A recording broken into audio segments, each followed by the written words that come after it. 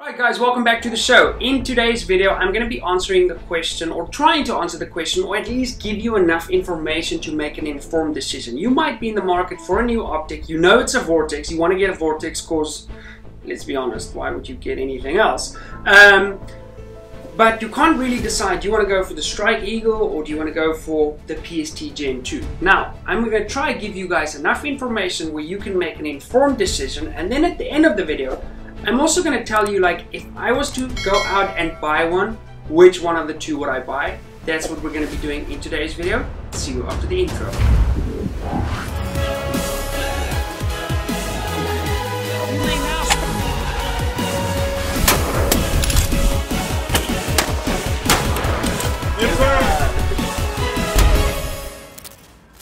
Both of these optics are first focal plane optics. Now, if you're like me and you like sort of precision rifle style tactical shooting, then that is the way you want to go. You want to make sure that those sub-tensions remain 100% true, irregardless of which magnification you're on, because you're running, you're gunning, things are happening quick, you don't have time to do any math. So you want a first focal plane reticle. So on the focal plane front, these two are the same, so you're not really going to gain anything by going with either one of the two. Right, the next thing we're going to chat about is the reticle options. Now, the PST Gen 2 has obviously been out for quite a while longer, okay? So it used to come with the EBR2C reticle, but recently they've increased or upgraded it, excuse me, to the EBR7C. Now, the EBR7C is the one with a little dot in the middle. I'm going to show you guys what that reticle looks like over here, as we always do.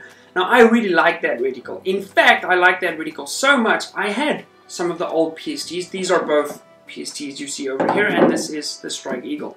Now, I actually had the old PSTs with the EBR2C reticle in, and I actually sold those, and I got these so that I could upgrade to the new reticle, just so that I could have sort of continuity between all my optics and running all the EBR7C reticle.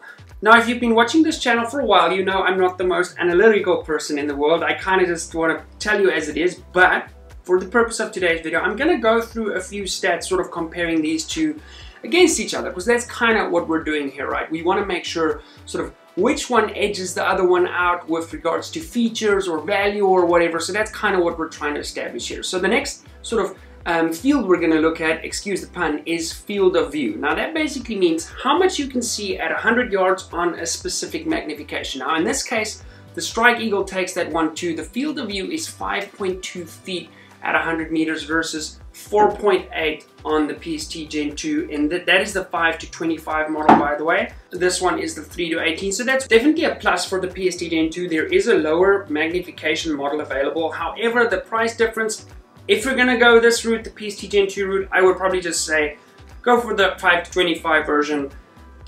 It's insignificant, the amount of money that you have to spend more to just get the higher magnification one. And the higher magnification really helps us when we're zeroing our rifles. You know, oftentimes there's a misconception when it comes to long range shooting that, like, you know, how much magnification do you need to shoot out to 1,000 yards or a kilometer or whatever the case may be. And it's actually, you'd be surprised how little magnification you need to get away with putting rounds on target. So I do find that high magnification does help to get that super pinpoint zero, and that's why I'm always a proponent of getting, you know, especially if the price difference is so close, to get the higher magnification version of the two, because it gives you that versatility should you really need it, and if you really wanted to zoom in right onto something. So that field of view gain is largely coming because on the Strike Eagle we have a 56mm objective lens, okay? So the objective's a little bit bigger than the 50 on the PST Gen 2, and that's going to give us a little bit more field of view.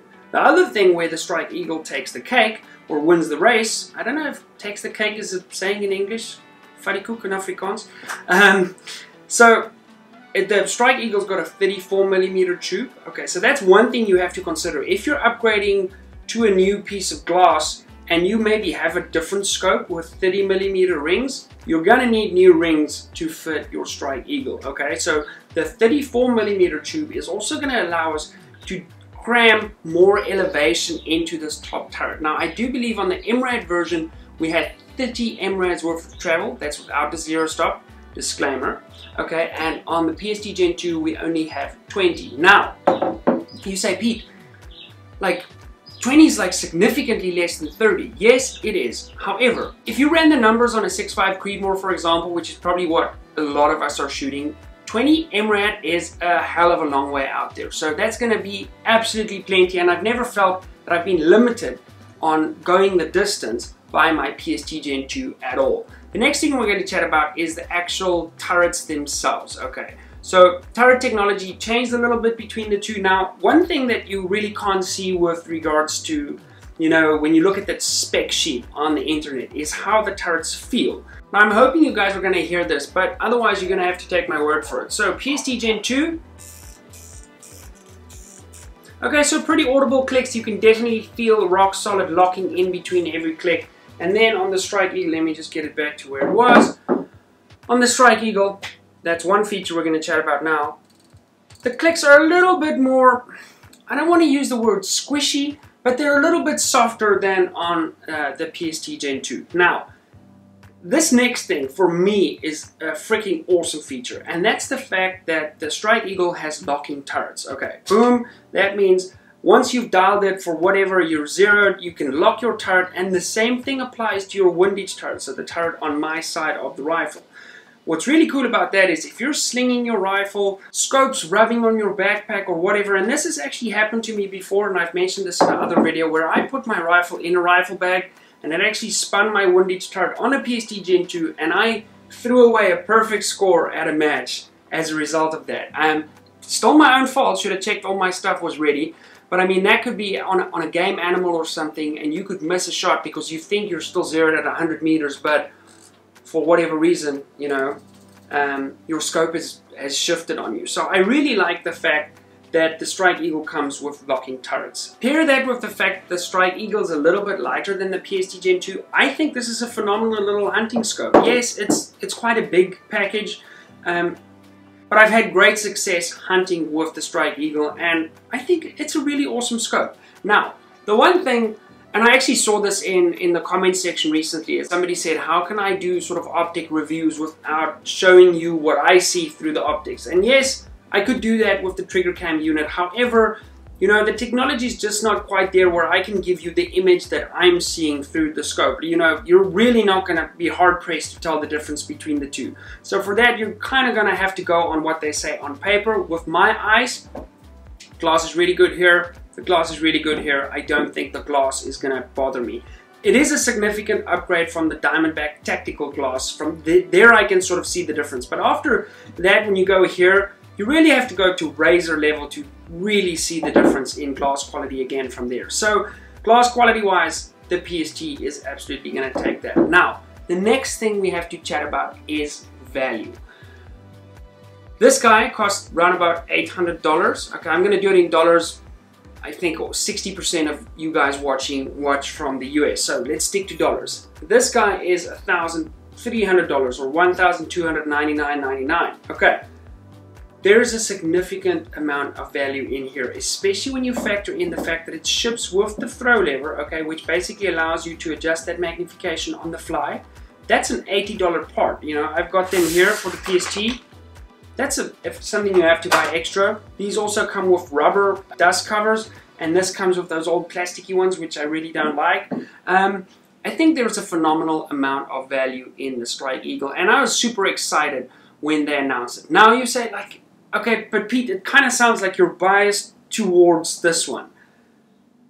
I kind of am. I think so. I think if I was going to go out and buy a new Vortex scope in sort of the mid-price range, I would buy this. I think it's better value than that. By the way, this video is not brought to you by Vortex at all. It's actually brought to you by Modular Driven Technologies. Now, MDT made chassis like this one, okay, this LSS rimfire, for the CZ455 and many others. So if you want to pimp out your rifle like I have, head over to mdttech.com. Now, with regards to the Strike Eagle, this, that, Vortex don't even know I'm making this video, by the way.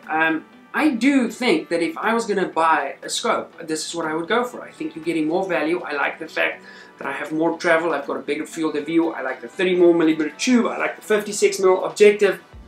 It looks aggressive. It looks cool. And if I was going to go out and buy a scope now, this is what I would buy. Add the fact that it focuses closer. The parallax is at 15 yards versus 25 yards. I really just think There's so much value packed into this optic, and the real reason for that is, and you got to remember that is, companies make improvements to their manufacturing process, and what they've learned from developing optics like this for us eventually trickle down into optics such as the Strike Eagle. So I think this is phenomenal value, and if I was to have to go out and buy my own optic in sort of that mid-price range, I think you'd be hard-pressed to beat the Strike Eagle. You're definitely not going to go wrong if you go PST Gen 2. I'm not hating on the PST Gen 2. I just kind of would go for this right now.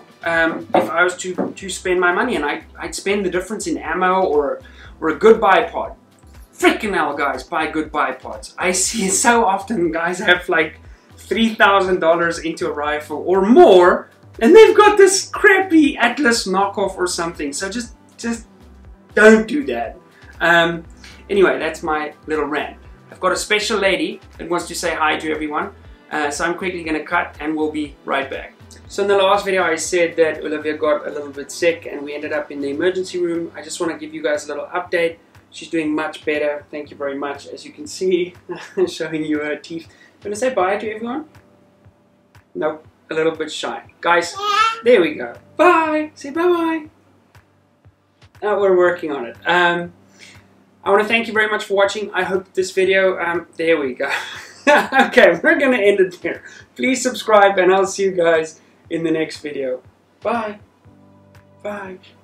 Bye, guys. Oh, my eyes.